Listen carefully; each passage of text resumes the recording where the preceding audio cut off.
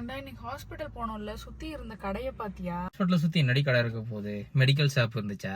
Medical shop இல்ல, நகை அடை கடை இருந்தது. அத பாத்தியா? இல்லையே.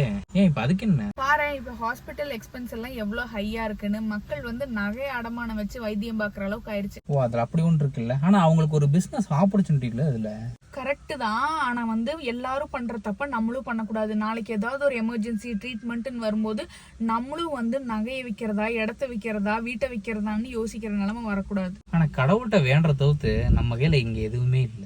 இருக்கு, நான் ஏற்கனவே பண்ணிட்டேன். நம்ம குடும்பத்துக்காக ஒரு ஹெல்த் இன்சூரன்ஸ் பாலிசி எடுத்திருக்கேன். நாளைக்கு நம்ம யாருக்காவது உடம்பு சரியில்லாம போனாலும் ஹாஸ்பிட்டல் எக்ஸ்பென்ஸ் நினைச்சு பயந்துக்கவே வேணாம். இனி இதுக்கு வேற மாசம் மாசம் காசு கட்டணுமா? கிடையவே கிடையாது. மாசம் 400 இருந்து 500 ரூபா மட்டும் செலவு பண்றதுனால நம்ம குடும்பத்துக்கு அப் டு 1 crore வரைக்கும் கவரேஜ் இருக்க பாலிசியே கிடைக்கும்.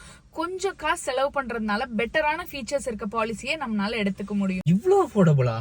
எந்த கம்பெனியோட இன்சூரன்ஸ் எடுத்த அப்படி? அட, அதோட லிங்க் நம்ம பயோல ஆட் பண்ணிருக்கேன். ஜஸ்ட் போய் கிளிக் பண்ண அப்படின்னா இந்தியால இருக்க டாப் கம்பெனிஸோட பாலிசிஸை பார்த்து நீயே செலக்ட் பண்ணிக்கலாம். அப் டு 25% வரைக்கும் டிஸ்கவுண்ட்டும் இருக்குப்பா. என்ஆர்ஐஸும் இதை எடுத்துக்கலாம். அண்ட் முக்கியமான விஷயம், 18% ஜிஎஸ்டி வேவியரும் இருக்கு. இவ்ளோ அஃபோர்டபுளா இன்சூரன்ஸ் கிடைக்கும் போது மக்கள் இன்னும் நகை அடகு கடையை தேடி ஓடிட்டு இருக்காங்கல்ல.